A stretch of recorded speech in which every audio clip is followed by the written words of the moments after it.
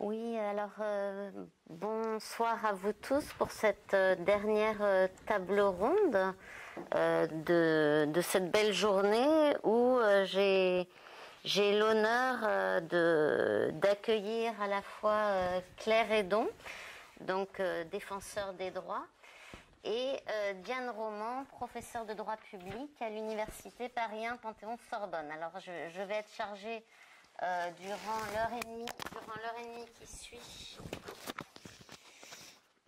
Il y a un petit souci. Durant l'heure et demie qui suit, je vais être chargée de, après vous avoir présenté les deux intervenantes, de leur poser certaines questions en fonction d'un schéma que nous avions préétabli.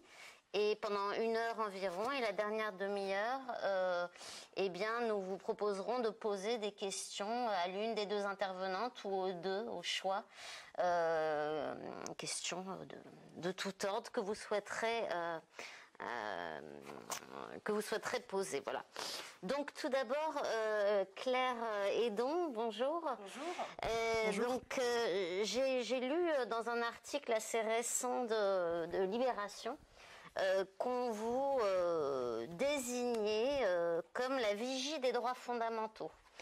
Vigie des droits fondamentaux, alors on pourrait le dire à deux titres, et votre présence ici n'est pas un hasard, puisque vous êtes bien entendu à la fois défenseur des droits, mais également ancienne présidente de ATD Quart-Monde, donc aide à toute détresse.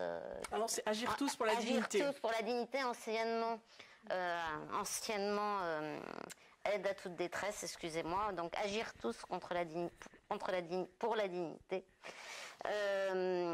Donc défenseur des droits depuis juillet 2020, voilà, avec un mandat de 6 ans qui ne pourra pas être renouvelé et qui est irrévocable comme garantie d'indépendance, comme la plupart des autorités indépendantes. Voilà, donc votre mandat s'achèvera en juillet 2026 normalement. Alors, rapide retour en arrière, donc j'ai vu que vous étiez aussi passé par, ah non, pas par notre université, par l'université Paris 2, et par un Master 2 au CELSA, qui vous a conduit à une longue carrière de journaliste, principalement à France Bleu, Radio France Internationale et France Inter. Alors ATD Quart-Monde, si j'ai bien compris, c'est lors d'un rapide voyage au Cambodge en 92. Alors en Thaïlande, très précisément. En Thaïlande, en 92, que vous avez donc découvert cette association et vous en êtes devenu bénévole, si j'ai bien compris, l'année suivante. Juste après. Voilà.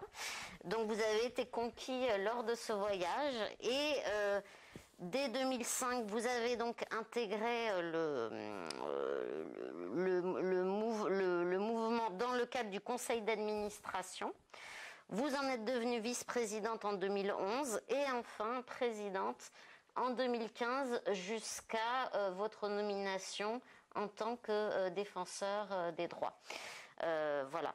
Par ailleurs, eh bien, en tant que présidente d'ATD Quart-Monde, vous étiez membre du Conseil national des politiques de lutte contre la pauvreté et l'exclusion sociale. Et par ailleurs, en 2017, vous avez été nommé membre du comité consultatif national d'éthique. Où vous avez notamment travaillé sur les lois sur la bioéthique et plus récemment sur l'avis concernant le confinement. Alors s'agissant de cette double attache défenseur des droits et ATD Quart-Monde, et du lien que déjà nous pouvons faire entre vous-même et Diane Roman, vous avez été, en tant que présidente d'ATD Quart-Monde, très engagée pour poursuivre le combat pour la reconnaissance du nouveau critère de discrimination dans dans le code pénal liées à la particulière vulnérabilité, donc qu'on appelle parfois la précarité sociale, dans certains pays en tout cas, et qui a donc été ajouté au code pénal en 2016. Et c'est un combat qui, j'en reparlerai, qui a été largement partagé par ma collègue et amie Diane Roman. Voilà, j'en reparlerai tout à l'heure. Alors, outre ce combat, vous avez eu bien entendu énormément de combats dans le cadre d'ATD Quart Monde, mais également on peut parler évidemment du projet Territoire zéro chômeur de longue durée, c'est essentiel, puisque il y a eu une loi d'expérimentation tout d'abord en 2016. Comme son nom l'indique, ça a été expérimenté dans certains territoires. Et le mécanisme, du fait de sa réussite, finalement, a été étendu par une toute récente loi de décembre 2000. Donc voilà, ça a été une action tout à fait considérable qui vous tenait à cœur dans le cadre de votre action à ATD Quart Monde. Alors c'est très rapide comme présentation, mais c'est parce qu'on a peu de temps, et donc voilà l'essentiel pour l'instant que j'ai souhaité retenir. Quant à Diane Roman, donc, je vais m'attacher surtout à présenter Diane Roman en lien justement, parce qu'elle a beaucoup d'activités à l'Université Paris 1 et de domaines de recherche, mais de la présenter en lien justement avec ce qui nous réunit aujourd'hui. Donc Diane Roman, à la suite de la soutenance d'une thèse en 2000 consacrée au droit public face à la pauvreté, a été tout d'abord professeur, et très rapidement d'ailleurs professeur à l'université de Tours, et ensuite professeur à l'université Paris 1 Panthéon-Sorbonne, où elle exerce actuellement. Alors, le CV de Diane est tellement étoffé en termes de publications, etc., que je ne peux qu'en citer certaines, parce que nous n'aurions même pas le temps pendant l'heure de toutes les énumérer. J'ai retenu quelques activités qui peuvent être intéressantes à noter dans le cadre de ce débat. Donc, notamment le fait que Diane Roman, pendant 3 ans, a été membre de la Commission nationale consultative des droits de l'homme en tant que personnalité qualifiée, et qu'elle a mené également la direction scientifique et administrative d'un programme international de recherche sur la pauvreté, programme international de recherche qui s'intitulait au pluriel, droits des pauvres, pauvres droits, point d'interrogation. La suite du... Oui, pardon. Le titre n'était pas de moi, il était emprunté à un article très célèbre de Pierre-Henri Humbert qui a marqué des générations de juristes et de militants des droits humains. Donc je voudrais saluer sa mémoire et pas revendiquer la formule. En tout cas, c'était le nom du programme, et d'ailleurs, c'était pas la suite du nom de ce programme, c'était Recherche sur la justiciabilité des droits sociaux, et c'est d'ailleurs tout un pan de votre activité universitaire que celle de la justiciabilité des droits sociaux. Alors, j'ai noté également votre qualité d'experte auprès du Conseil de l'Europe et de l'Union européenne sur des programmes pauvreté et droits fondamentaux, et également responsabilité sociale partagée. Les publications, comme je le disais, inutiles, il y en a trop. Je souligne néanmoins que la plupart de celles, en tout cas, qui nous intéressent aujourd'hui, tournent autour du droit des femmes, de la question du genre, de la vulnérabilité et de cette fameuse question de la justiciabilité des droits sociaux. J'essaie d'aller vite. Et donc, par rapport à ce combat récent d'ATD Quart Monde dont on parlait tout à l'heure, eh bien, Diane Roman a beaucoup œuvré, et notamment, elle a écrit un article remarqué à l'époque chez Dalloz en 2013 qui s'intitulait « La discrimination fondée sur la condition sociale, une catégorie manquante du droit français. Donc voilà les quelques mots pour vous présenter assez rapidement.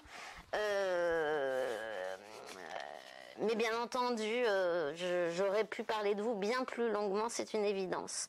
Donc, dans le cadre de cette dernière table ronde, après discussion tout ensemble, nous avons décidé de parler des pauvres et de leurs paroles à travers l'idée de citoyenneté et une citoyenneté qui peut être vue ou prise sous un triple prisme, on pourrait dire. Triple prisme et prismes qui sont eux-mêmes intrinsèquement liés. La citoyenneté sociale, d'une part, qui sera la première étape de nos réflexions et des questions que je vous poserai. Deuxième point, l'égalité des droits. Excusez-moi, la citoyenneté et l'égalité des droits, deuxième point. Et dernier point, la citoyenneté et la participation et la représentation. Voilà les trois points principaux que nous allons aborder et sur lesquels je vais vous poser des questions. En réfléchissant à ce thème, l'idée générale, c'est de se dire que seule la prise en compte de ces trois aspects peut permettre de redonner leur place, notamment en leur redonnant la parole, aux plus pauvres, pour leur donner une place au centre, justement, de la construction démocratique, qui est l'objet de notre débat de tout l'après-midi. Donc la citoyenneté peut s'entendre dans une vision tout à fait classique politique, mais également sociale, donc la garantie des droits sociaux, la notion de bien-être, et j'avais lu que c'était une notion à laquelle vous étiez extrêmement attachés, ou bien-être ensemble, ou bien vivre ensemble, voilà, j'ai noté ça. Et donc, cette citoyenneté implique, et c'est là que mes premières questions je vais vous poser mes premières questions, implique des obligations pour les pouvoirs publics, parce qu'on a souvent tendance à penser la thématique du pauvre en termes de devoirs plus que de droits. Alors que dans le cadre des droits sociaux, eh bien justement, a priori, c'est l'État en premier qui est censé apporter des garanties pour que les personnes puissent bénéficier de leurs droits les plus traditionnels et notamment de leurs droits civils. Alors, une dernière chose avant de commencer, j'ai lu une de vos réflexions qui m'a frappée, là encore, je crois, dans un journal, et je crois que vous parliez de la période où vous étiez journaliste, et vous disiez... alors, journaliste, alors que vous étiez déjà engagé dans ATD Quart Monde. Mon engagement au sein d'ATD Quart Monde a modifié ma manière de travailler. Lors des reportages, j'ai une écoute plus attentive des personnes en difficulté, en évitant tout jugement hâtif. Donc ça, c'est vraiment l'idée qu'on a depuis le début dans notre groupe de parole ATD Quart Monde Sorbonne, de l'écoute de justement des plus pauvres, autant que des universitaires ou de ceux qui s'occupent des plus pauvres. Donc voilà, les écouter en évitant tout jugement hâtif, et vous continuez ainsi. Quant aux décideurs, je les interroge le plus souvent possible sur l'impact de leur choix sur les plus démunis. Voilà. Donc, premier temps du débat, donc, sur la citoyenneté sociale.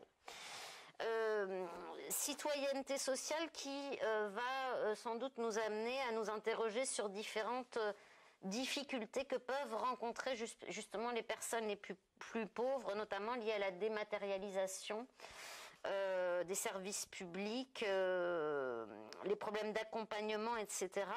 Donc je vais vous poser une première question sur ce thème. au regard justement de cette institution du défenseur des droits.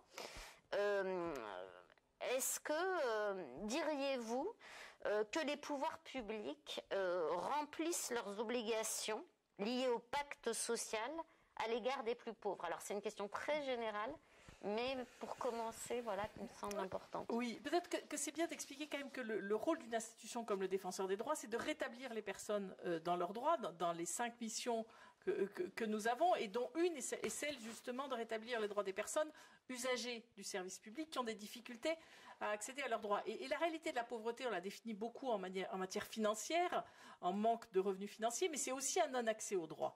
Et effectivement, du coup, pour répondre à votre question, c'est difficile parce que moi, en tant que défenseur des droits, je vois ce qui ne va pas. Donc c'est difficile d'avoir une analyse globale. Nous avons les réclamations de ceux qui ont du mal à accéder à leurs droits. Et donc nous mettons plutôt en avant les défaillances et les dysfonctionnements, mais ça ne veut pas dire qu'on a une analyse globale de la situation. Ce que je pourrais dire, et par rapport à ce que vous avez commencé à expliquer, c'est qu'il y a vraiment 3 phénomènes qui, pour moi, mettent en cause la capacité justement des pouvoirs publics à honorer leurs obligations du pacte social. C'est la dématérialisation, vous l'avez évoqué, les inégalités territoriales, et puis la non-réponse des services publics, des organismes publics, qui est peut-être quelque chose de relativement nouveau, qui est allé en augmentant, mais qui est quelque chose de très frappant. Alors je peux vous le développer dans la suite. Sur la question de la dématérialisation des services publics, c'est une grande chance pour un grand nombre de personnes. Ça simplifie les démarches. Mais il y a toute une partie de la population qui, de fait, se trouve exclue. Parce que c'est des gens qui habitent dans des zones blanches ou grises et où la connexion Internet est beaucoup trop faible. Ce sont des personnes qui sont en difficulté d'utilisation d'Internet parce que quand même pour remplir un dossier sur Internet, il faut être en bonne capacité de lecture, d'écriture, mais aussi de remplir un dossier. Et on pourrait se dire, alors ça concerne un peu que les personnes âgées, mais les jeunes qui sont très habiles sur un smartphone ne sont pas forcément du tout habiles sur Internet pour remplir des dossiers. Et puis, évidemment, la complexité aussi des démarches administratives et des démarches sur Internet qui fait que les personnes ont souvent besoin d'être accompagnées. Et ce qui se passe, c'est que du coup, vous voyez bien que ce sont quand même les personnes les plus vulnérables pour qui la dématérialisation va avoir un impact négatif. Je voudrais vous citer une thèse. On a remis un prix de thèse de défenseur des droits à une jeune femme qui a fait une thèse sur l'accès au RSA en zone rurale. Et il est ressorti de sa thèse, et je vais prendre juste un exemple, qui avait à la fois un problème dans la dématérialisation, mais aussi dans l'accueil physique sur place.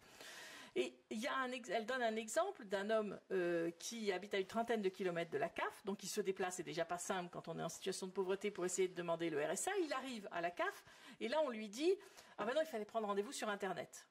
Donc il repart. Le bout du compte de l'histoire, c'est qu'il met 15 mois quand même à obtenir le RSA. Il repart, il se fait aider pour faire les démarches, il arrive, il a un rendez-vous, et après, une fois qu'il est accueilli à la CAF, les agents trouvent qu'il n'est pas très motivé pour demander le RSA. Et les personnes en grande précarité, elles n'ont pas les codes des organismes sociaux. Et effectivement, elles peuvent être en partie décalées. Et donc, le bout du compte, c'est qu'entre la dématérialisation et la qualité de l'accueil, ce sont des personnes qui mettent énormément de temps à obtenir leurs droits, et certains se découragent. Et tout ça rentre dans ce qu'on appelle régulièrement le non-recours. Et dans ce non-recours aux droits, c'est pas simplement que les gens ne connaissent pas leurs droits et ne les demandent pas, c'est que c'est un tel parcours du combattant qu'ils n'y arrivent pas.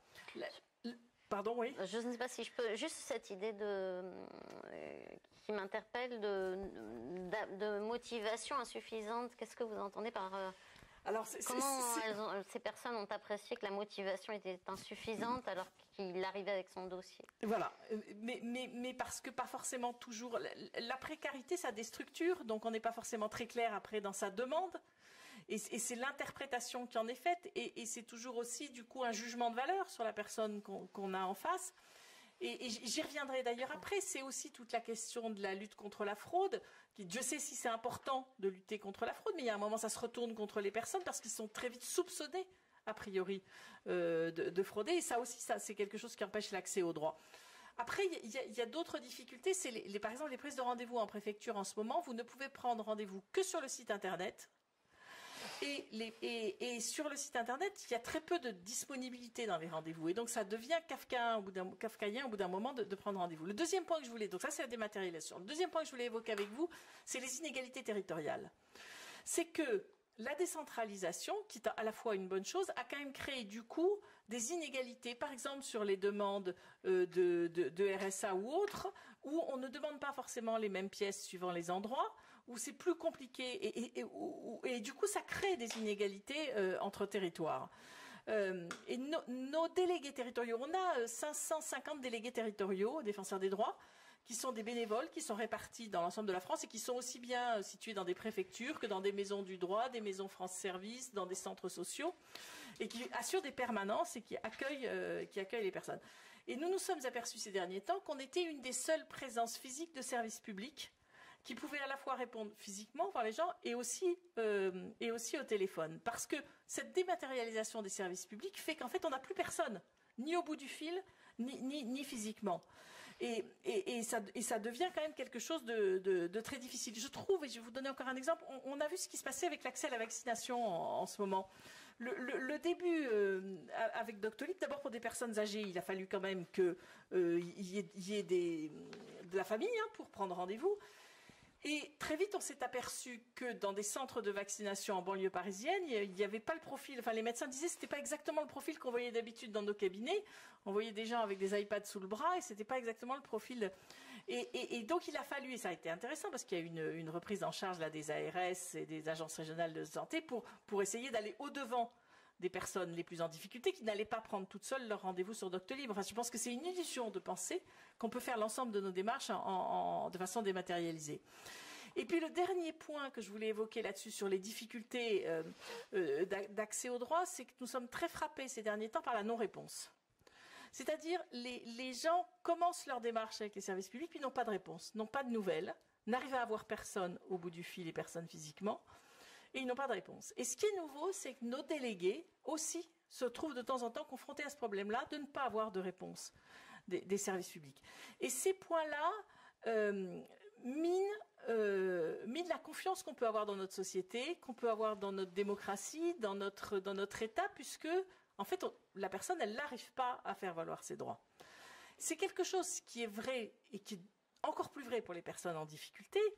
Mais il faut prendre conscience que cette non-réponse des services publics, cette dématérialisation, elle touche aussi quand vous renouvelez votre carte grise, quand vous voulez récupérer vos permis à points, quand vous voulez... Et donc, en fait, ça concerne une grande partie de la société, mais ceux qui payent le plus lourd tribut, c'est évidemment ceux qui sont le plus éloignés du droit et qui ont le plus de difficultés.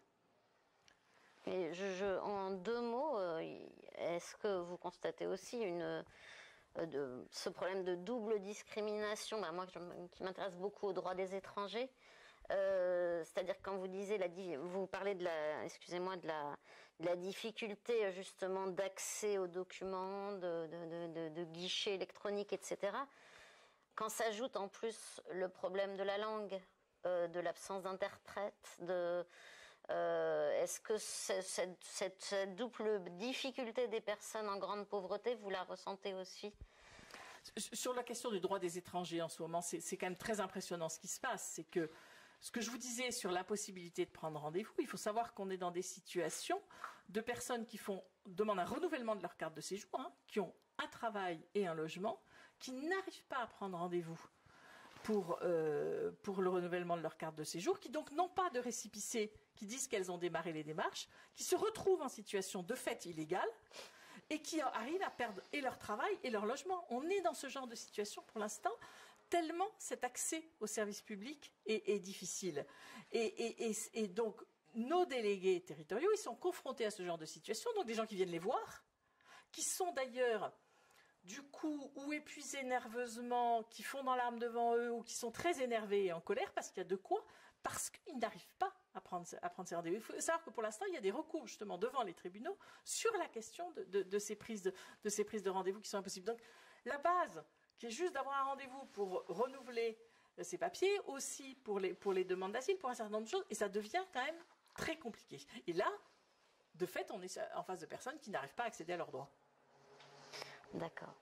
Alors, sur cette même question et de façon plus générale qui est en lien avec ma seconde question, est-ce que Diane Roman a des choses à préciser ou j'indique que déjà ma seconde question et voilà, vous pouvez répondre sur les deux questions ensemble peut-être qui sont qui s'enchaînent en quelque sorte. Donc justement, c'est toujours en lien avec ces phénomènes dont on vient de parler, notamment de dématérialisation, d'inégalité territoriale, de non-réponse parfois des services publics. Comment certains phénomènes de ce type empêchent les personnes les plus pauvres d'accéder à leurs droits. Donc on est toujours un peu, mais voilà, Diane Roman, est-ce que vous avez des réflexions sur cette question? Voilà. Oui, je peux qu'abonder au constat très informé de Claire Hédon. On a un certain nombre, enfin on a beaucoup maintenant d'études sur le non-recours aux prestations sociales, et je pense notamment en dernier lieu, il y a eu une étude de la DREES, la Direction de la recherche des études et des statistiques, en 2018, qui montrait qui avait un panorama sur l'ensemble des phénomènes de non-recours qui était intéressant, qui montrait que 50% des personnes potentiellement éligibles au RSA ne recourent pas à cette prestation, qu'en matière de santé, par exemple, on avait, pour l'accès à la CMU-C, on avait entre 30 et 45% des personnes qui sont théoriquement éligibles, qui ne bénéficient pas de cette prestation parce qu'ils n'en ont pas fait la demande. Et puis, même chose pour ce qui concerne les aides à la famille versées par les CAF. On a entre 7 et 8% des allocataires qui ne bénéficient pas de l'ensemble des droits auxquels ils sont potentiellement éligibles. Et ce qui est intéressant dans cette étude de l'adresse qui est assez chiffrée, c'est la partie sur les raisons de ce non-recours. Et on voit que pour presque la moitié des cas de non-recours, 44%, la raison pour laquelle les personnes ne bénéficient pas des prestations auxquelles elles pourraient prétendre, c'est en raison d'un manque d'information. Et le deuxième facteur d'explication, c'est la complexité ou la lenteur des démarches, l'importance des démarches à accomplir, le coût social ou personnel que cela implique pour bénéficier de ces aides. Et ça, c'est à peu près un quart des facteurs de non-recours. Donc, si vous additionnez les deux, si vous additionnez manque d'information et complexité des démarches à effectuer, vous avez à peu près 2/3 des cas de non-recours qui est lié à la complexité des dispositifs qui ne sont pas intelligibles, pour lesquels il n'y a pas d'information, ou pour lesquels les démarches à effectuer sont extrêmement importantes. Et alors, ce qui est intéressant, c'est de mettre en balance ces chiffres avec les tendances générales, les discours que l'on a sur les évolutions des politiques publiques en général, donc en dehors du cas spécifique des prestations sociales. Qu'est-ce qu'on voit depuis une vingtaine d'années? Il y a deux discours et deux axes de politique publique qui sont portés par les pouvoirs publics et qui insistent sur d'abord la simplification du droit en général et d'autre part sur la dématérialisation. Les deux, simplification et dématérialisation, étant présentés comme des outils qui vont permettre d'améliorer la situation. Et ces deux outils, quand il s'agit des prestations sociales, on en voit tout de suite les limites. On voit les limites pour ce qui concerne la simplification du droit en matière sociale. On nous promet une administration plus réactive, plus agile, avec un droit qui serait plus lisible. On a même reconnu un droit à l'erreur. Je ne sais pas si vous connaissez le site oops.gouv.fr qui nous annonce que les administrés ont le droit de se tromper, que l'administration va les accompagner sans les sanctionner pour mettre en ordre leur situation. Or, tout ce discours sur la simplification, le droit à l'erreur, la lisibilité du droit, etc., il bute complètement sur la réalité de l'accès aux prestations sociales. On sait qu'il y a une grande incertitude sur le montant des prestations qui peuvent être accordées aux personnes, et cette incertitude, elle vaut aussi bien pour les bénéficiaires des prestations sociales qui ne savent pas à quoi ils peuvent prétendre, que même pour les experts, c'est-à-dire que pour calculer le montant des droits à ouvrir pour telle ou telle personne, il y a une marge d'erreur de la part de l'administration qui est très importante. Et je ne sais pas, vous avez certainement vu comme moi passer le rapport de la Cour des comptes qui a été rendu public cette semaine, là, il y a quelques jours, pour ce qui concerne le calcul des droits à pension de retraite. La Cour des comptes montre qu'il y aurait un dossier sur 6 qui serait entaché d'une erreur dans le calcul du montant des droits à pension versés. Donc un dossier sur 6, et la plupart du temps, dans les 3/4 des cas, ce sont des erreurs qui se font au détriment des personnes. Alors pas toujours avec des sommes énormes, quelquefois c'est une centaine d'euros par an, mais ça peut être important et quelquefois ça peut être plus important. Et puis on voit aussi pour le droit à l'erreur, qui donc a été reconnu avec beaucoup de publicité en 2018. Ce droit à l'erreur, concrètement, que signifie-t-il? Il signifie que si vous êtes de bonne foi, que vous avez commis une erreur, vous ne serez pas sanctionné. Mais ça on permet d'éviter des pénalités supplémentaires, des pénalités financières, des sanctions administratives. Mais pour ce qui concerne les personnes qui, de bonne foi, auraient commis une erreur et auraient perçu des prestations sociales, ça ne signifie pas qu'elles gardent un droit à des prestations sociales qui ont été indûment versées. Il y a toujours, évidemment, cette possibilité de récupération par les organismes sociaux, donc de récupération des indus. Et ce que l'on sait, c'est que ce phénomène de prestations versées indûment et ensuite récupérées par les organismes sociaux, il est extrêmement fréquent. Il y a eu des études qui montraient que près d'un dossier de demande de RSA sur 2, donc la moitié des demandes de RSA, étaient accompagnées d'une erreur de la part de la CAF, la plupart du temps, dans le calcul des montants versés. Et donc, il y a des phénomènes, il y a des pratiques de récupération des indus qui peuvent aboutir à réclamer à des personnes bénéficiaires du RSA des milliers d'euros.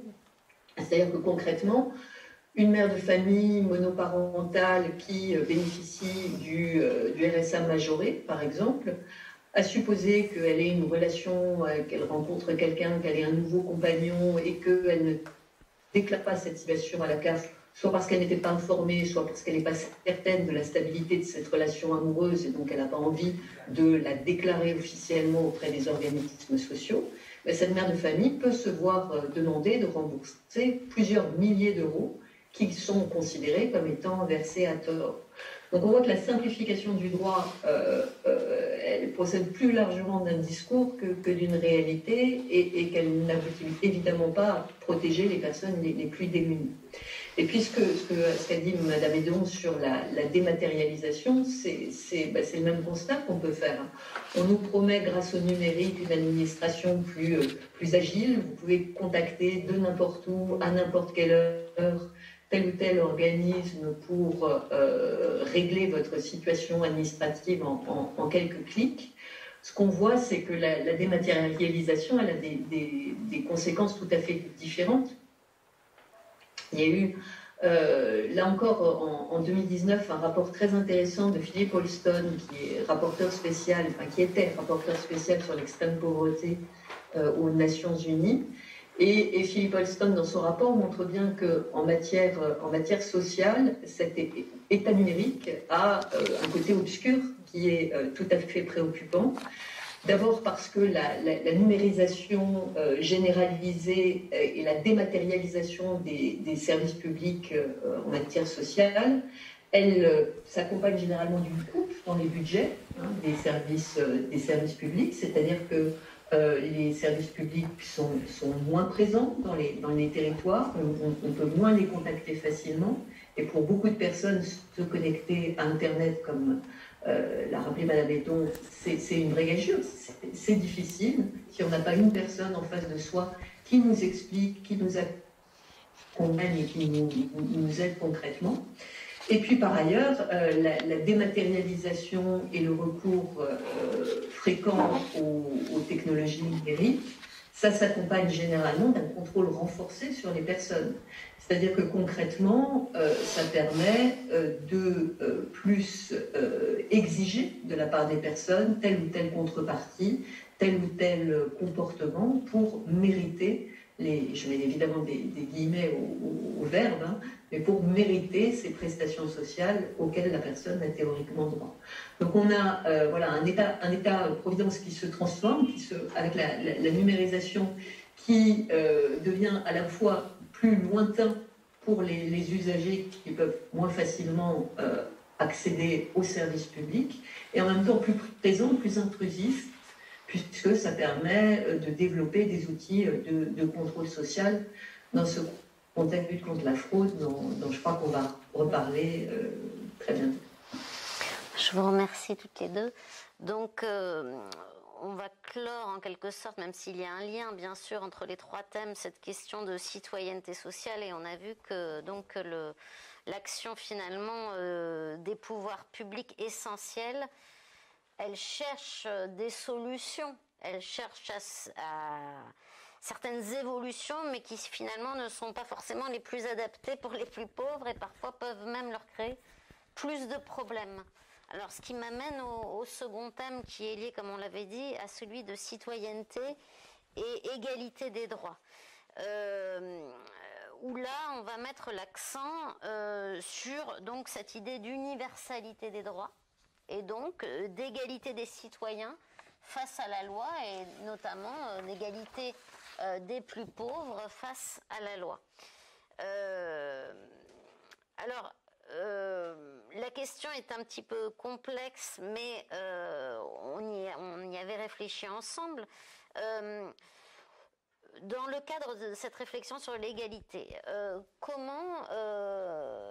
je vous pose tout d'abord la question, comment penser l'égalité alors, d'une part, que les dispositifs de protection sociale sont fondés sur une certaine sélectivité des bénéficiaires, et d'autre part qu'il y a des déterminants sociaux qui jouent une grande influence sur la jouissance des droits. Donc voilà la première question que j'aimerais vous poser à toutes les deux. Voilà. Oui, l'impression qu'on peut avoir, c'est que du coup, les plus pauvres, là-dessus, ils sont souvent relégués à des citoyens de deuxième zone. C'est vraiment l'impression qu'on peut avoir. Et je trouve, j'ai envie de rebondir sur ce que vous disiez, Diane, vous avez commencé à évoquer la lutte contre la fraude, mais ce que vous disiez sur la CNAV, sur la façon, la dernière étude de la Cour des comptes, sur le montant des retraites, c'est une des saisies importantes qu'on a aux défenseurs des droits. On se retrouve en face de réclamants qui mettent des mois, quand c'est pas des années, ça peut aller jusqu'à 2 ans, pour toucher leur retraite. Donc ils sont obligés d'emprunter parce que tellement leur dossier prend du temps et le temps qui est pris par l'administration pour répondre, la complexité et aussi ce que vous évoquez, les erreurs. Hein, nous, c'est une cause de saisine importante et avec des réclamants qui n'ont pas de réponse. C'est-à-dire qu'ils essayent d'avoir une réponse, pourquoi leur dossier est bloqué, qu'est-ce qui n'avance pas, et qui n'ont pas de réponse. Et en poursuivant sur cette dématérialisation, des personnes dans ces cas-là aident d'autres à remplir les dossiers sur Internet, créent par exemple une boîte mail pour la personne, puisqu'il va falloir du coup échanger par mail, mais la personne elle consulte pas ses mails, et on a eu une situation très récente d'un réclamant qui a été rayé de Pôle emploi parce qu'il n'a pas. Par mail, il a été convoqué, il n'a pas vu le mail parce qu'il ne surveille pas sa boîte mail, parce que de fait, en fait, il n'a pas accès à Internet. Et il a été rayé de Pôle emploi. Le résultat, c'est que notre délégué, dans ces cas-là, nos délégués territoriaux, ils arrivent à rétablir les personnes dans leurs droits, à ce que Pôle emploi considère que la personne était de bonne foi et qu'il n'est pas allé au rendez-vous parce qu'il n'a pas été au courant. Mais il faut voir jusqu'où ça va, cette question de dématérialisation. Prévenir des gens par mail, ça veut aussi dire qu'ils ne sont pas forcément au courant. Et sur toutes ces questions de citoyenneté, les personnes sont très vite accusées ou soupçonnées de frauder. Et je peux vous donner des exemples très concrets auxquels ont été confrontés récemment nos délégués, d'une personne sur ce que vous évoquiez, des indus de trop perçus, par exemple, de RSA, en considérant qu'une personne avait fraudé, parce qu'elle avait eu des revenus et qu'elle n'avait pas déclaré ses revenus. Et ces revenus, en l'occurrence, c'est une personne qui avait vendu sa voiture, une autre qui avait vendu ses vêtements. Donc on est quand même là-dessus dans la survie, on vend parce que justement pour essayer de vivre, et ça a été considéré comme des revenus, donc comme de la fraude, et donc générant des indus, et la personne a eu à rendre les montants. C'est là où ce que je vous disais tout à l'heure, il y a un moment où la lutte contre la fraude, elle est légitime, c'est tout à fait normal, mais il y a un moment où elle empêche l'accès aux droits. Quand on va jusque-là dans la lutte contre la fraude, on empêche de fait de l'accès aux droits. Il y avait même une personne qui avait reçu des cadeaux de ses parents et qui avaient vendu les cadeaux, et ça a été considéré comme des revenus. Et là, on est dans des inégalités territoriales parce que les CAF et les départements n'interprètent pas de la même manière ce qu'est un revenu. Vous aviez aussi évoqué tout à l'heure la question du 25e critère de discrimination sur la particulière vulnérabilité résultant de la situation économique des personnes. Et ce qu'on s'aperçoit, c'est que ce critère-là, il s'additionne à d'autres. Vous l'avez dit, sur des personnes d'origine étrangère ou sur le fait d'être une femme qui complique sérieusement l'accès au droit. Je vais vous donner quelques exemples de décisions qu'on a prises récemment là-dessus. Je suis encore frappée de refus de scolarisation opposés à des enfants sur une commune, sous prétexte qu'ils vivent dans des campements, dans des squats ou dans des hôtels sociaux. Et dans une situation comme celle-là, on s'est retrouvés, nous, défenseurs des droits, à intervenir, une association aussi à intervenir, pour essayer de rétablir l'enfant dans ses droits, qui était d'aller à l'école. Et cet enfant, il n'a été du coup scolarisé. Au lieu de faire sa rentrée normalement en septembre, les parents s'y étaient pris tout à fait à temps, avant l'été, pour inscrire leurs enfants à l'école. Et l'enfant n'a été scolarisé qu'au début du mois de décembre. Donc un retard, quand on est tout petit, qui est vraiment absolument délétère. Et après, derrière, on lui a refusé aussi l'accès à la cantine. Donc il a fallu réagir de nouveau pour simplement un accès au droit, le droit à la scolarisation, qui s'accumule à la précarité. À la précarité qui peut engendrer des problèmes au niveau scolaire. Au moment du premier confinement, des personnes âgées ou des personnes précaires ont été confrontées au refus de paiement en liquide. Les commerçants n'ont pas le droit de refuser le paiement en liquide, et d'où on a été alertés très très vite par nos délégués territoriaux. Et on a pu faire remonter au niveau du gouvernement et de l'association des commerçants pour dire: mais vous n'avez pas le droit de refuser les paiements en liquide. On est aussi régulièrement saisi de questions de refus de soins. Tout ça, ce sont quand même des discriminations liées à la vulnérabilité économique, et c'est un des critères qu'on cite très souvent dans nos décisions, défenseurs des droits, mais souvent cumulés à d'autres. Et ce cumul des discriminations est quand même quelque chose d'important, et c'est ça aussi qui rend difficile le fait de se retrouver, d'être citoyen. Comment dans ces conditions être réellement citoyen, et du coup on fait quoi face à ça? Et je pense qu'il faut vraiment garantir et renforcer les garanties d'accès au droit. Ça veut dire que, et Diane le disait tout à l'heure, le droit à une information adaptée, c'est-à-dire être au courant de ce à quoi on pourrait avoir droit. C'est quand même la base. Le droit à l'erreur, vous l'avez aussi évoqué tout à l'heure, et dans la réalité, il est de temps en temps utilisé, ce que je vous disais, plutôt en considérant comme une fraude que réellement comme une erreur. Et puis le droit à un recours effectif, c'est-à-dire de pouvoir, quand on a une difficulté, qu'on considère que ces droits ne sont pas respectés, d'avoir un recours. Et là, on en revient toujours. Pour ça, il faut avoir quelqu'un auprès de qui on peut faire un recours. J'avais juste une petite question avant de passer la parole à Diane. Une interrogation. Vous avez pris vos fonctions précisément au moment où l'épidémie de Covid était à son summum. Avant le deuxième confinement, on pourrait dire, entre deux confinements. Donc vraiment la période difficile. Alors est-ce que vous pensez que c'est notamment ces questions de non-réponse, etc., étaient les mêmes auparavant, ou qu'elles ont été accentuées? Est-ce que vous avez pu en parler? Est-ce qu'il y a eu des évolutions là-dessus? Elles se sont aggravées, elles existaient avant. Je pense que cette crise, elle est un aggravateur des difficultés, mais elle montre des inégalités, mais qui existaient déjà avant. Donc ces difficultés d'accès aux droits, d'accès aux services publics existaient déjà avant. Mais effectivement, ça les a aggravées, parce que de fait, dans les administrations, il y a eu de plus en plus de travail à distance.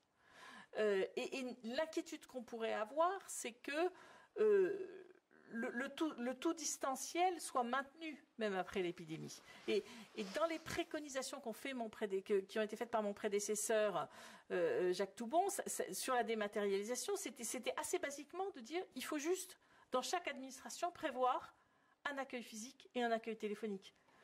D'accord pour une dématérialisation, on ne va pas contre quelque chose qui effectivement peut simplifier pour un certain nombre de personnes, mais il faut le maintien, et téléphonique et physique, aussi basique que ça.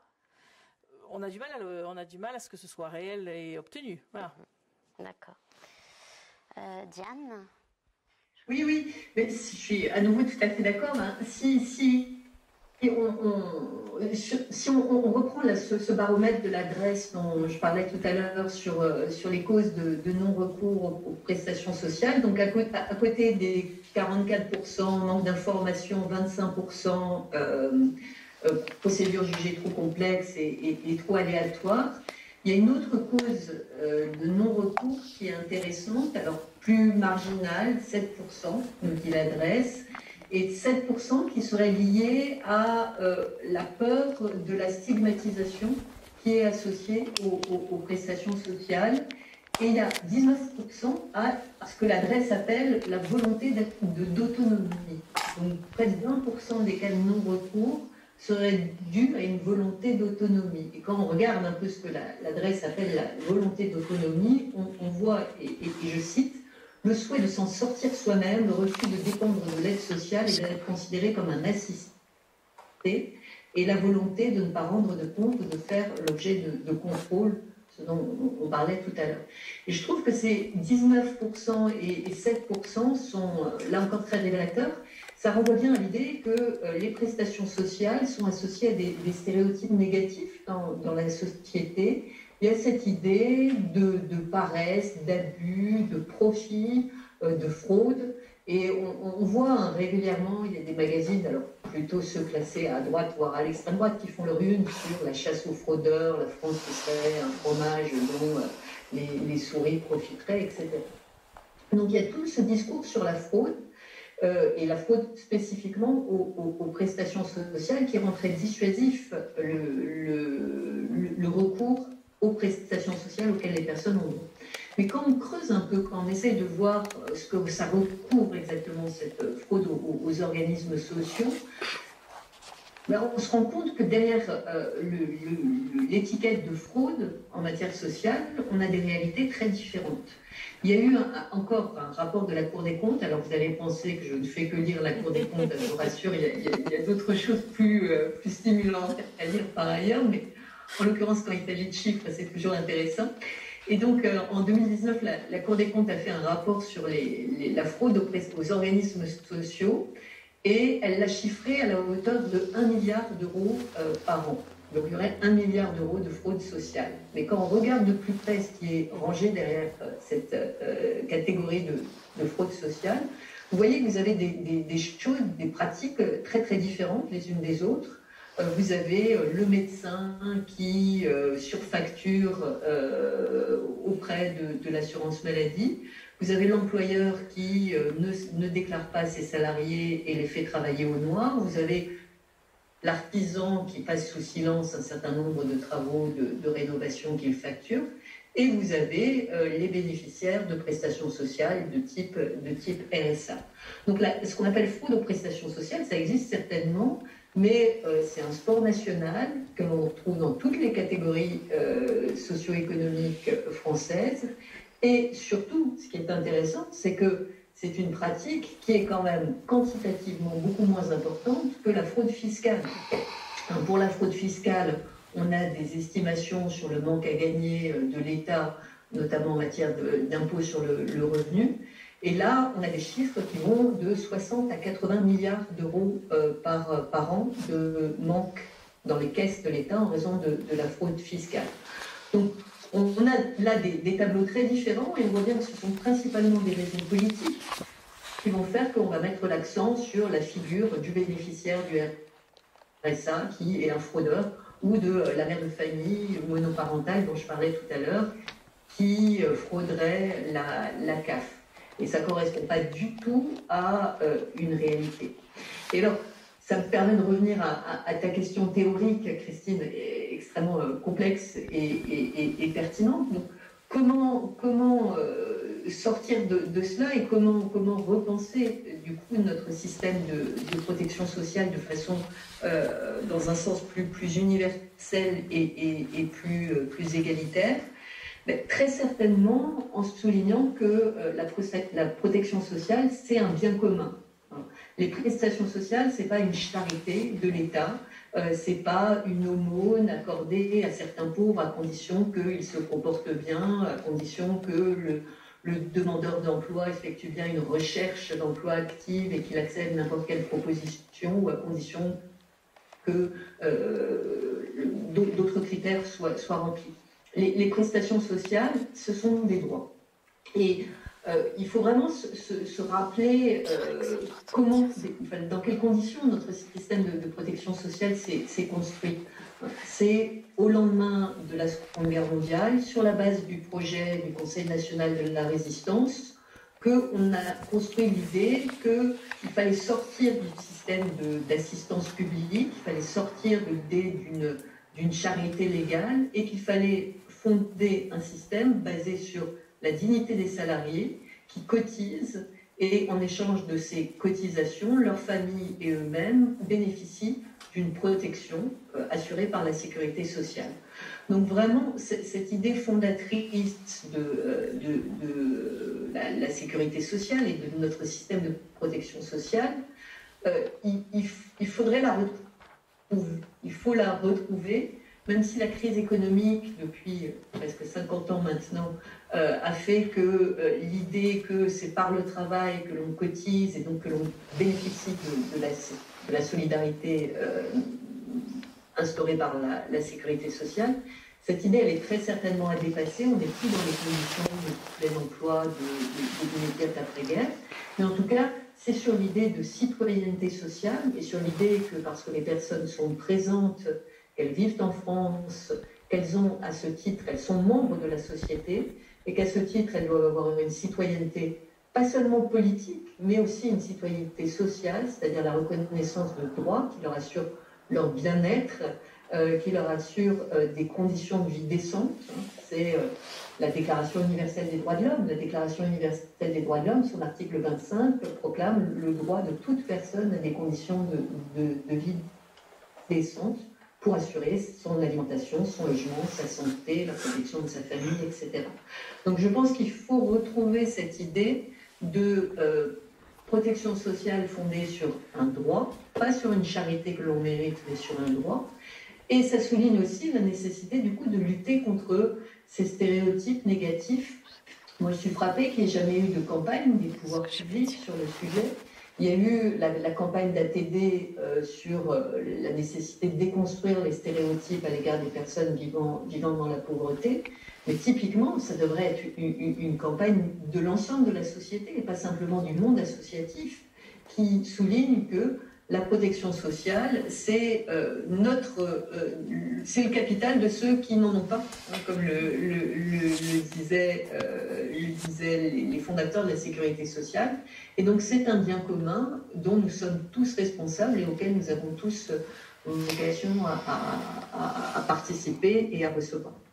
Alors justement, j'enchaîne sur cette question qui me permet de clore la deuxième partie pour arriver bientôt à la troisième et dernière. Justement ce petit ouvrage que vous aviez édité, En finir avec les idées fausses sur les pauvres et la pauvreté,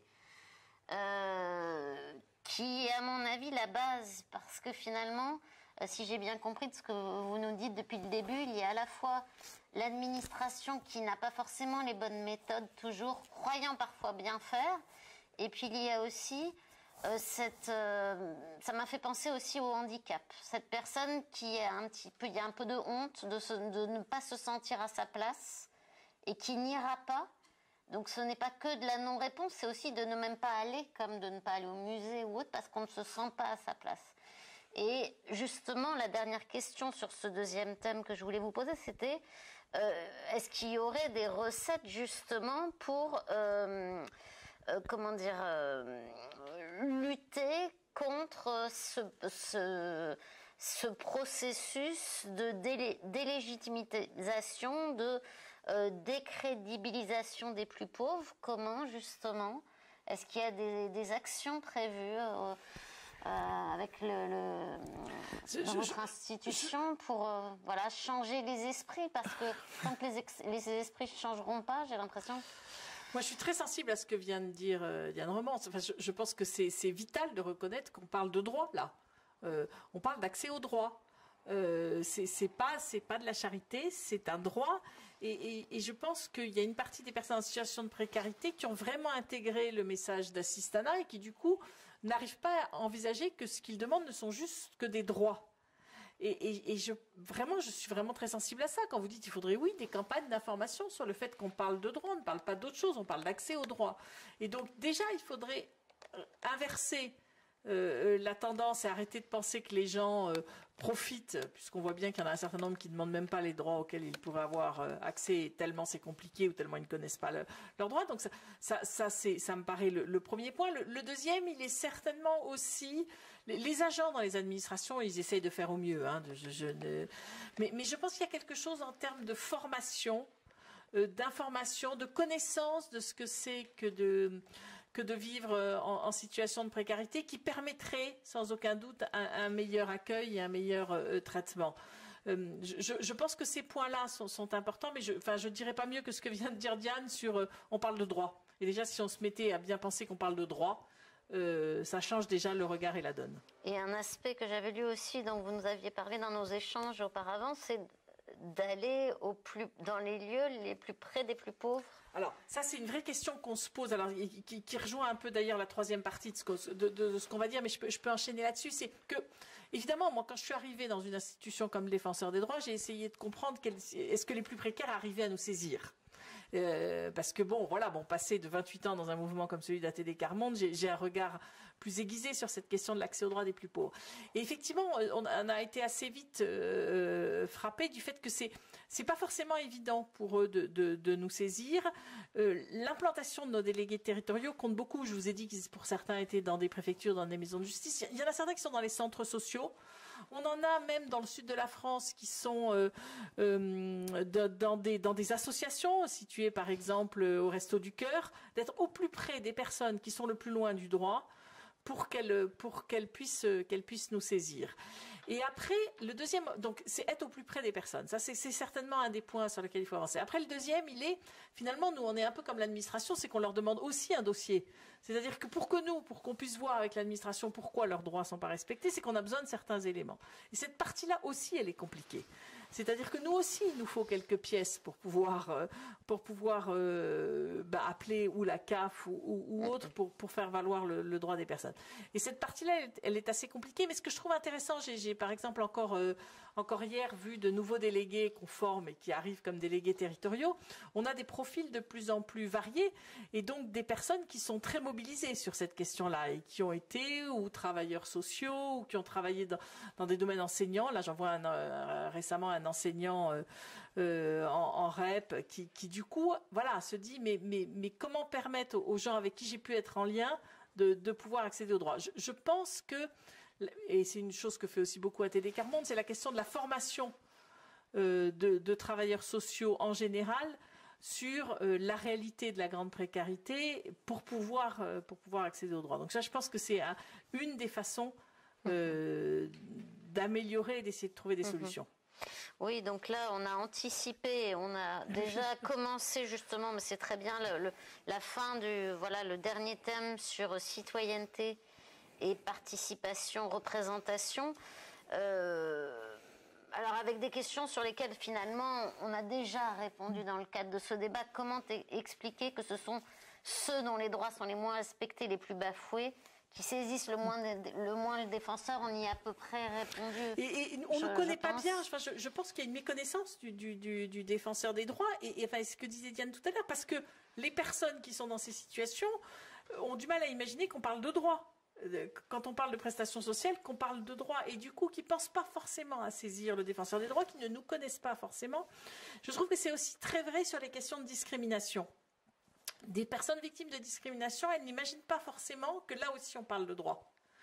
Et je trouve que le lancement de notre plateforme il y a 3 mois, antidiscrimination.fr, avec un numéro de téléphone qui est le 3928, avec des écoutants juristes au bout du fil qui sont capables d'aider à une première qualification et d'écouter les personnes, peut renforcer l'idée de nous saisir. Enfin, je pense que le mot discrimination est plus parlant en grand public que la question des droits. Et je pense qu'on a, enfin c'est ce qu'on essaie de faire, de mener nous des campagnes d'information pour dire saisissez-nous. Mais le bout du compte, c'est aussi que les services publics fonctionnent de mieux en mieux pour qu'il n'y ait plus besoin de nous saisir. Dans un idéal, on accéderait à nos droits, il n'y aurait presque plus besoin d'un défenseur des droits. Donc voilà, ça passe par la connaissance, ça passe par tout un travail que je fais auprès des autorités du gouvernement pour essayer que les services publics soient plus accessibles de manière à ce que ce ne soit pas trop compliqué d'accéder à ces droits. Mais alors justement, j'avais été frappée d'une de vos réflexions dans un des mails qui nous disait que, en termes de discrimination, les saisines les plus fréquentes étaient liées, sauf erreur de ma part, au handicap, parce que justement, il y avait eu une organisation très, très bien faite de ces grandes associations, qu'elles avaient des réseaux très importants.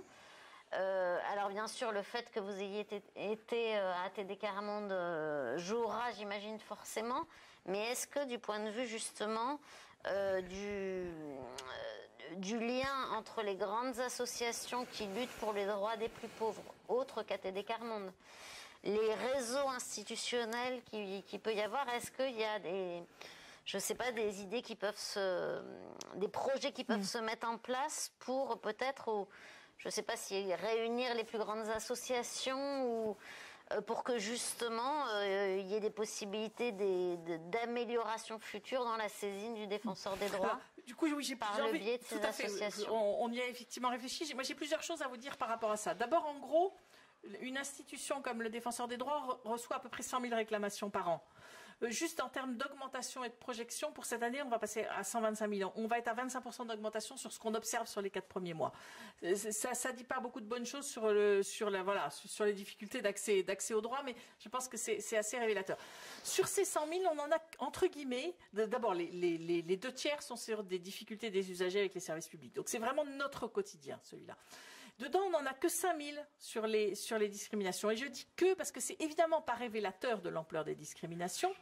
Et vous avez raison, je vous l'avais dit, majoritairement, enfin, le critère qui vient en tête est celui du handicap. Or, en termes de nombre, a priori, ça devrait plutôt être celui de l'origine. Et ce qui est intéressant, et j'ai expliqué que le handicap, c'est parce qu'il y a des associations qui s'occupent de personnes handicapées formidables et qui ont comme souhait de rétablir les personnes dans leurs droits et qui du coup nous saisissent. Et on arrive de façon très concrète, un aménagement d'un poste de travail, des choses très simples qu'on arrive à résoudre sur les personnes handicapées. Là, depuis qu'on a lancé la plateforme antidiscrimination.fr, le critère qui arrive en tête est celui de l'origine. Donc ça, c'est quand même c'est intéressant et parce que c'est évidemment révélateur. A priori, c'est celui-là parce qu'en termes de nombre, il est plus important. Et donc, je me suis effectivement moi posé la question quand je suis arrivée comment faire pour que les personnes les plus en précarité nous saisissent. Donc, on a très vite organisé 2 choses. C'est une réunion avec les grandes têtes de pont, les grosses associations de lutte contre la pauvreté, pour leur dire d'abord parce que nous en source d'information, c'est quelles sont les difficultés que vous voyez monter. Parce que c'est intéressant de confronter ce qu'ils entendent, ce que nous disent nos délégués. Et c'est comme ça aussi qu'on peut rétablir les personnes dans leurs droits. Donc, les grandes têtes de pont de lutte contre la pauvreté, en leur disant aussi, saisissez-nous comment on peut mieux travailler ensemble. Donc ça, on a déjà organisé une première réunion et on en organisera très régulièrement pour pouvoir échanger. Et on a fait la même chose sur les questions d'associations de jeunesse. Parce qu'une de mes priorités, moi, dans le mandat, quand j'ai pris mes fonctions, j'ai voulu très vite réunir les équipes du défenseur des droits, les chefs de pôle et les directeurs pour essayer de voir quelles allaient être les priorités des années à venir. Moi, je suis j'ai bien été formée à TD Carmonde sur le processus de décision collective, d'intelligence collective. Je suis une convaincue qu'on arrive à quelque chose de beaucoup plus intelligent dans ces conditions. Et il est ressorti de ce séminaire de 2 jours une préoccupation sur la question d'accès aux services publics, très, très importante, évidemment aussi une partie sur la question de l'accès des plus pauvres à leurs droits, et de l'interdépendance des droits, parce que souvent les gens viennent nous voir pour un problème d'accès aux droits, mais ils en ont d'autres, et ces droits sont interdépendants, et très vite de se dire, et la jeunesse dans tout ça, une jeunesse qui est beaucoup dans le non-recours, les chiffres que vous avez donnés tout à l'heure, Diane, sur les jeunes sont souvent encore plus importants, une méconnaissance des droits, je démarre même pas les démarches tellement ça va être compliqué, je les démarre mais de fait c'est trop compliqué, donc je ne fais pas valoir mes droits. Donc une des priorités, c'est cette jeunesse dont on voit bien qu'elle paye un lourd tribut à la crise qu'on traverse en ce moment, qui est en difficulté d'accès aux droits et avec un accent mis forcément sur aussi dans cette jeunesse ceux qui sont le plus éloignés du droit et qui ont le plus de difficultés. Et dans mes préoccupations, enfin les 100 000 jeunes qui sortent aujourd'hui sans qualification du système scolaire, pour moi c'est un échec de notre droit à l'éducation. Et c'est ce qui fait le lit de la pauvreté, parce que ce sont des personnes qui auront plus de mal à trouver du travail et qui seront plus en difficulté. Donc oui, vous avez tout à fait raison, on a besoin de s'appuyer sur le réseau associatif, de travailler de même sur la plateforme antidiscrimination, on travaille aussi avec le réseau associatif. Ces liens sont importants parce que pour des personnes en difficulté, c'est peut-être un peu impressionnant d'aller voir un délégué du défenseur des droits et l'intermédiaire d'une association peut être important. Donc oui, on les réunit à la fois sur la jeunesse et sur la grande précarité. Merci. Diane, par rapport à ce dernier thème, comme on avait déjà abordé des choses, est-ce qu'il y a des éléments qui te semblent importants de rajouter ? Oui, peut-être en complément, Claire Hédon a souligné l'importance des associations sur le terrain, des bénévoles, des militants qui accompagnent les personnes, qui servent quelquefois d'intermédiaires entre des institutions publiques qui peuvent être inaccessibles et les personnes. Ce qui est intéressant, c'est de voir aussi comment tout ce savoir militant, tout ce savoir des bénévoles présents sur le terrain va être remonté et va nourrir la réflexion et la prise de décision publique. Et donc, comment effectuer ce mouvement ascendant de remonter des savoirs pour une transformation de l'action publique, mais grâce à la représentation nationale d'un certain nombre d'associations. Et donc, quand on regarde comment les associations d'aide et d'accompagnement aux personnes en situation de pauvreté, aux personnes exclues, etc., comment ces associations sont représentées, ce qu'on constate, c'est qu'il y a une représentation qui est relativement marginale. Moi, peut-être ma recension est erronée, mais moi j'ai repéré trois enceintes, trois institutions où cette voix est portée. On a d'abord la CNCDH, la Commission nationale consultative des droits de l'homme, où par exemple la TD siège de longue date et il a été très bien représenté. Je pense notamment à Paul Boucher qui a même été président de la CNCDH. Et dans cette commission, on a également Action contre la faim, on a le Secours catholique, donc d'autres grandes organisations qui défendent le point de vue des plus pauvres. Ce qui fait que la CNCDH a depuis très longtemps des positionnements tout à fait remarquables sur la question de la citoyenneté sociale, sur la question des discriminations à raison de la précarité sociale, etc. Donc ça, c'est la première institution que je voyais. La deuxième institution plus récente, c'est, que Claire Hédon connaît bien également, c'est le Conseil national de lutte contre la pauvreté, qui a été réformé en 2019, si mes souvenirs sont bons, avec une fusion avec l'Observatoire, qui a absorbé l'Observatoire national de la pauvreté et de l'exclusion sociale. Et au sein du Conseil national de lutte contre la pauvreté, on a des représentants publics, mais aussi des représentants associatifs et également des personnes en situation de pauvreté qui interviennent dans différents collèges. Et puis la troisième grande institution où la voix des personnes exclues était historiquement portée, et ça on ne peut pas ne pas en parler, c'est le Conseil économique, social et environnemental. Ce conseil, il est quand même associé à la mémoire de Joseph Brzezinski ou de Geneviève de Gaulle-Anthonioz, qui ont porté des rapports, qui ont servi à l'adoption de lois fondamentales en matière de lutte contre la pauvreté et l'exclusion sociale. On sait qu'il y a eu une réforme, il y a eu un renouvellement des membres du Conseil et que ATD et Carmonde n'y est plus représenté en tant que tel. Alors c'est nombreux à avoir signé des pétitions, etc., à essayer de faire changer les choses, mais ça n'a pas été entendu.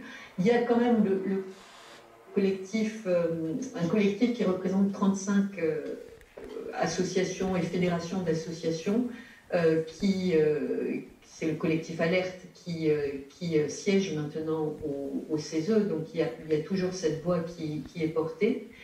Donc il y a différents relais. Voilà, mon long détour institutionnel était de dire qu'il y a différents relais qui permettent de faire remonter ce savoir militant et de le transformer en rapport et en suggestion de modifications législatives et de transformation publique.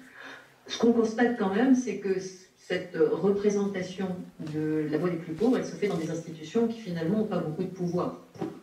Entendons-nous bien, la CNCDH a beau avoir une histoire glorieuse et une légitimité importante, elle rend des avis que peu de personnes lisent et au moins les pouvoirs publics. Même chose pour le Conseil national de lutte contre la pauvreté ou même le CESE qui n'ont pas de pouvoir décisionnel en tant que tel. Donc je crois que maintenant, il y a un point à voir, c'est la façon de faire entendre cette voix dans des instances décisionnelles. C'est pour ça qu'on est nombreux à avoir été ravis que Claire Hédon soit nommée au défenseur des droits. Dans les collèges du défenseur des droits, il n'y a pas de représentants des associations de lutte contre la pauvreté ou l'exclusion. Mais désormais, il y a Claire Hédon. Du coup, j'ai envie de rebondir sur plusieurs choses que vous avez dites. Sur la question, par exemple, du CESE, les associations de lutte contre la pauvreté, en fait, au bout du compte, ont 2 sièges. Au bout du compte, non, mais il y a Alerte et puis il y a la Croix-Rouge. Mais oui, parce que vous comptez voilà. La Croix-Rouge. Non, mais tout à fait. Non, mais je vous dis tout à fait. Mais je vous dis 2, mais simplement, la pauvreté en France, c'est plus de 14% de la population française. 14% de la population française, ça génère 2 sièges au CESE.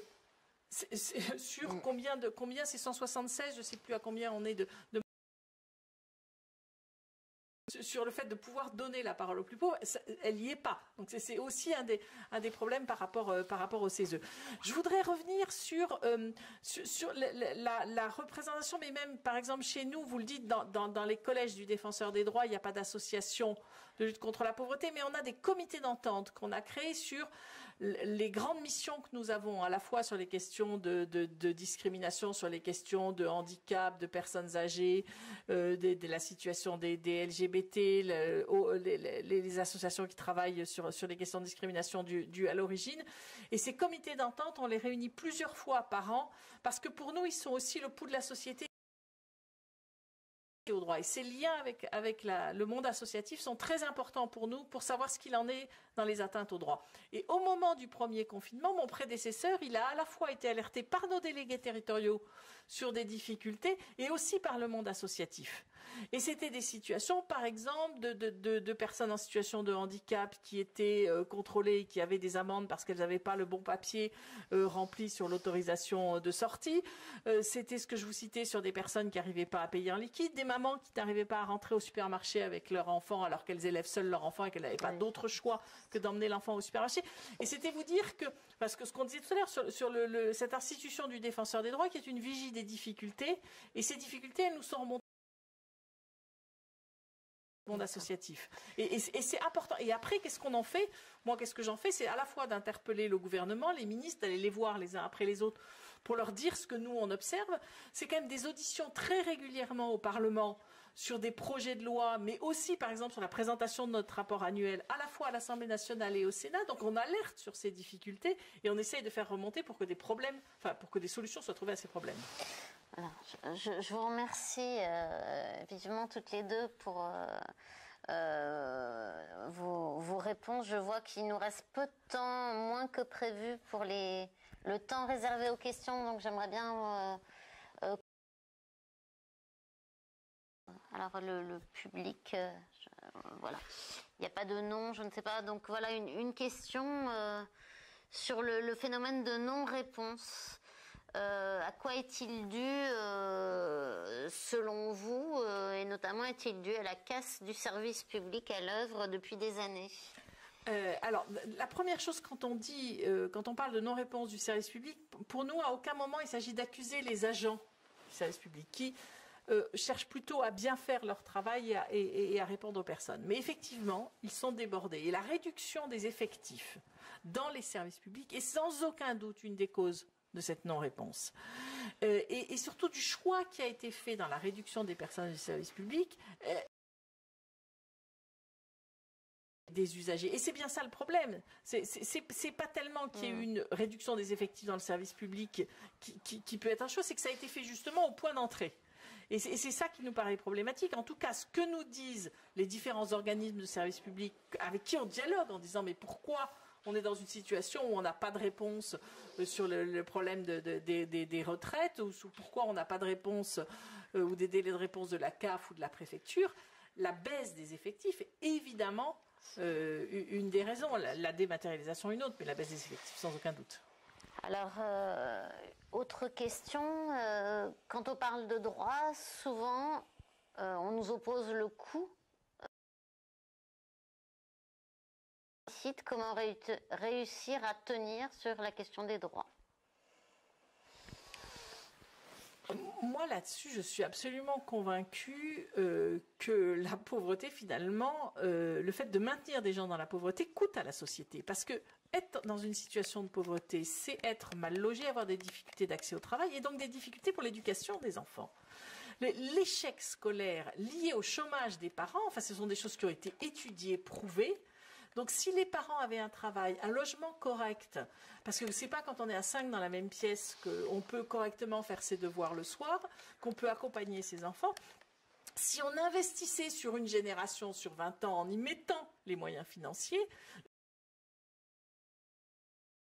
sur l'idée que ça a un coût. C'est comme la maladie, en réalité. Exactement.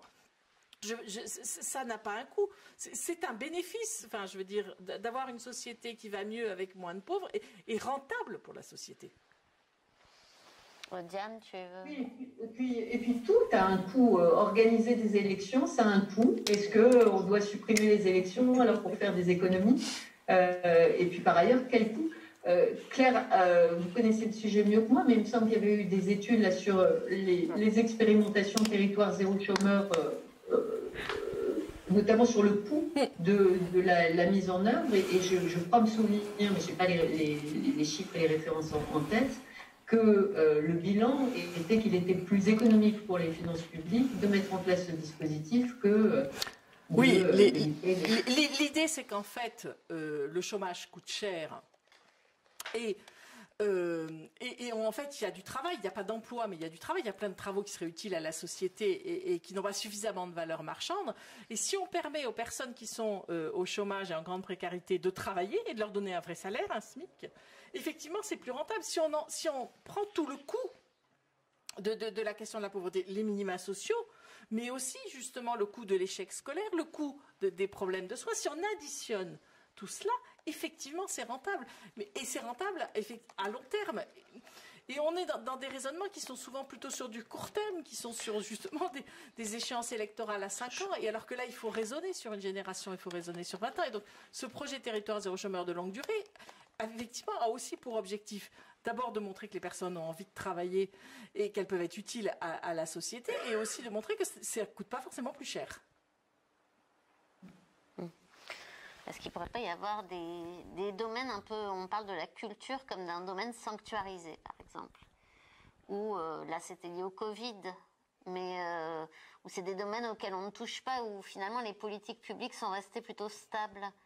On pourrait se dire que dans ce domaine-là aussi, il devrait peut-être y avoir une certaine sanctuarisation, à mon sens, parce que quel que soit le bord politique, on devrait comprendre justement que ça coûte plus cher de laisser la situation s'empirer plutôt que d'apporter des aides aux plus pauvres, des aides positives, pas des aides caritatives. Je ne sais pas si je m'exprime bien, mais voilà, ça m'a fait penser à cette idée. On nous demande aussi pourquoi ne pas faire des co-formations avec des services publics, la CAF, la Sécurité sociale et les différentes institutions. Là, il faudrait poser la question directement à TD Quart Monde aujourd'hui, mais clairement, à TD Quart Monde fait des co-formations, c'est-à-dire essayer de faire des co-formations entre des personnes en situation de précarité et des services sociaux, et qui permet aussi de mieux se comprendre et de mieux comprendre la réalité de ce que vivent les personnes. Donc oui. Alors là, c'est petit comme question. Il semble qu'une partie de nos concitoyens et du monde politique a toujours du mal avec l'idée d'une autorité indépendante pour défendre les droits. Comment argumenter pour montrer l'apport essentiel des autorités indépendantes pour contribuer à un réel accès de tous aux droits? Alors, il n'y a pas de mise en cause de l'indépendance du défenseur des droits. Hein. Enfin, il n'y a pas de doute là-dessus. Vous l'avez dit au tout début, hein, le fait d'être nommé pour 6 ans de façon non renouvelable, mais aussi irrévocable, donne une grande liberté.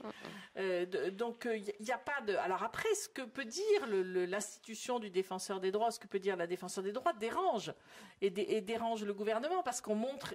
Évidemment, nous montrons ce qui ne va pas. Nous sommes saisis de difficultés, donc on montre ce qui ne va pas, donc on dérange. Mais le fait de déranger ne remet pas en cause notre indépendance, et c'est une des bases de notre démocratie, l'indépendance, la séparation des pouvoirs. Voilà. Pour dialoguer régulièrement avec les associations de lutte contre la pauvreté, est-ce qu'un comité d'entente pauvreté ne pourrait pas être créé? On ne lui a pas encore donné ce nom-là, mais clairement, c'est le même objectif. Est-ce qu'on le fait rentrer dans nos termes de comité d'entente? Mais en fait, l'idée de ce groupe, de cette réunion qu'on va faire régulièrement avec les associations de lutte contre la pauvreté, c'est l'équivalent d'un comité d'entente. Après, on ne sait pas après comment on fait rentrer quoi dans quelle case, mais on a un réel besoin, nous, institutions du défenseur des droits, à dialoguer avec ces associations qui ont une vraie connaissance de ce qui se passe sur le terrain. D'ailleurs, comment vous, pas sélectionnez, mais vous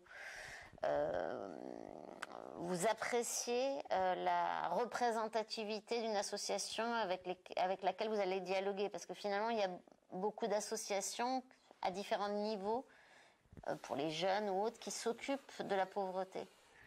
Alors, ça ne veut pas forcément dire les plus grosses associations pour nous, parce que ça peut être intéressant. Enfin, moi, quand je pense aux jeunes, j'ai très envie des associations de quartier, de petites associations qui arrivent à dire quelque chose de ce que vivent les jeunes dans les quartiers.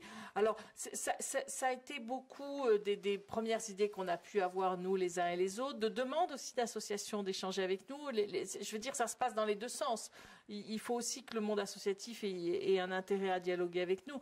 Donc, je ne peux pas dire qu'on sélectionne, on est ouvert à l'échange. Voilà. Et d'ailleurs, non, mais du coup, ça me faisait penser à autre chose. On ne sélectionne pas non plus nos réclamants. C'est-à-dire, à partir du moment où on a une réclamation de quelqu'un, eh ben, on la traite. À partir du moment où elle rentre dans notre champ de compétences, dont je vous ai dit, on a 5 missions, dont une qui est celle de rétablir les personnes dans leurs droits des usagers de services publics, la lutte contre les discriminations, la protection des droits des enfants, on n'en a pas parlé, c'est quelque chose d'important, le respect de la déontologie des forces de sécurité et la protection des lanceurs d'alerte. À partir du moment où ça rentre dans nos missions, on traite la réclamation, et quand bien même, là, on est dans une phase où c'est en augmentation, où on est un peu inquiet de tout ce qu'on va pouvoir faire et répondre. Que faudrait-il changer dans les institutions qui ont du pouvoir, comme l'Assemblée nationale ou le Sénat, pour que les plus pauvres puissent y participer? Changer les députés et les sénateurs. Bien voté. Non, mais cette question, de façon plus large, elle dit, mais comment est-ce qu'on peut entendre la voix des plus pauvres? Comment on peut leur donner la parole? Quels sont les espaces de participation qu'ils peuvent avoir? Et ça, c'est vraiment un des points importants. Et c'est une réflexion, enfin, que la société devrait se poser de façon beaucoup plus large. Sur quelle place on laisse aux personnes qui sont les plus en difficulté? Est-ce qu'on veut bien les entendre? Mais je dirais la même chose, par exemple, sur les enfants. La question de la parole des enfants. Moi, je suis assez frappée depuis que je suis là, depuis 10 mois où je suis défenseur des droits, du nombre de décisions qu'on a pu rendre sur la question du harcèlement scolaire. Et en fait, à chaque fois, la parole de l'enfant, elle n'a pas été entendue. On s'étonne que l'enfant ne parle pas, mais d'abord, on l'écoute assez peu dans le quotidien. Il parle pas toujours au bon moment, l'enfant. Enfin, il parle quand d'un coup il arrive à parler. Ouais. Et je pense que voilà, on sent bien que on peut dire la même chose sur les personnes âgées. On vient de rendre un rapport sur les EHPAD. C'est aussi quelle place on donne à la parole des plus en difficulté, des plus précaires, des plus vulnérables. On n'est pas encore dans une société où on est très opérationnel là-dessus. Et je pense qu'on pourrait très nettement progresser. il en va de la dignité des personnes, mais je trouve qu'il en va aussi de notre dignité à nous, dans ce qu'on renvoie aux autres, dans le respect de leur dignité. De toute façon, je trouve que tout notre débat, c'est-à-dire que à mon sens, tous les droits qu'on ne donne pas aux plus pauvres ou aux personnes qui souffrent d'un handicap ou aux étrangers, ça revient à tous les droits qu'on ne nous donne pas non plus. Voilà, c'est une affaire de dignité commune en réalité. Voilà. Il reste 6 minutes. Je ne sais pas s'il y a d'autres questions. Parce que moi, je m'en étais posé une au début, puis on l'avait un petit peu écartée, mais qui, quand même, en lien avec nos discussions depuis le début dans notre groupe, me perturbait un tout petit peu. Bien entendu, c'est essentiel, on le dit depuis le début, au contraire, qu'on les aide pour qu'ils puissent saisir le défenseur des droits. Mais indépendamment de tous les aspects positifs, je me demandais si on pensait à l'incidence que ça pouvait avoir, que les plus pauvres soient finalement toujours accompagnés. Et est-ce que leur parole, alors est-ce qu'on peut constater que leur parole est différente s'ils sont tout seuls? Est-ce que la réponse pourrait être différente? Est-ce qu'il y a cette idée de médiatisation un peu de la parole et de l'accompagnement? Est-ce qu'on a aussi pensé aux aspects qui pouvaient être moins positifs? C'est une question importante. Évidemment, dans l'idéal, il faudrait que nos délégués du défenseur des droits soient tous formés pour pouvoir accueillir des personnes les plus en difficulté pour les rétablir dans leurs droits. Majoritairement, ils le sont et ils y arrivent. Mais souvent, c'est difficile pour une personne en grande précarité d'aller voir, entre guillemets, quelqu'un de nouveau, et on se le disait tout à l'heure, et de formuler ça en termes de « on respecte pas mes droits », et voilà les difficultés que j'ai. Mais et donc être accompagné par une association peut de temps en temps faciliter les choses, mais pas toujours. On a vraiment, dans les réclamations qu'on a, on a des bénéficiaires du RSA qui ont des problèmes parce qu'on leur réclame des indus, parce que d'un seul coup on leur a coupé leurs droits et ils comprennent pas pourquoi. Donc il y a quand même un certain nombre de personnes qui viennent nous voir directement, heureusement d'ailleurs. Mais je pense que mon prédécesseur a fait un énorme travail pour faire connaître l'institution, mais on a encore du chemin à faire pour être largement connu. Une de nos préconisations aussi, c'est que dans le système scolaire, il y ait des informations sur les droits. Nous avons, nous, une centaine de jeunes ambassadeurs des droits, des JAD, qui sont des services civiques et qui vont dans les écoles pour former les enfants à la Convention internationale des droits de l'enfant, à dire aux enfants quels sont leurs droits. Et je pense qu'une formation, je ne dis pas qu'il faut faire passer à tout le monde une licence de droit, mais une formation basique à on a des droits en tant que citoyen, quels sont les droits, ce serait quelque chose de très utile pour que justement chacun de nous puisse raisonner en termes de droits et pense à saisir le défenseur des droits quand ils n'y ont pas accès. Écoutez, Diane, Elle est d'accord, Diane, pour qu'on forme les... Il nous reste 2 minutes, donc... Prof de droit. Mais je pense aussi, je pense que vous êtes bien placé pour le dire, mais parce que la question du droit n'est pas non plus quelque chose forcément de si compliqué et une base de notre démocratie. Donc une formation de base à l'école me paraîtrait très importante, que tout le monde puisse en bénéficier.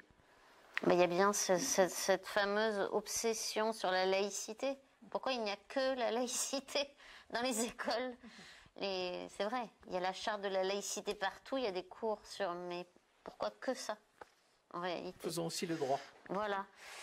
Il ne me reste plus qu'à vous remercier vivement de ce débat et j'espère qu'on pourra le renouveler peut-être prochainement parce qu'il aurait pu être beaucoup plus long.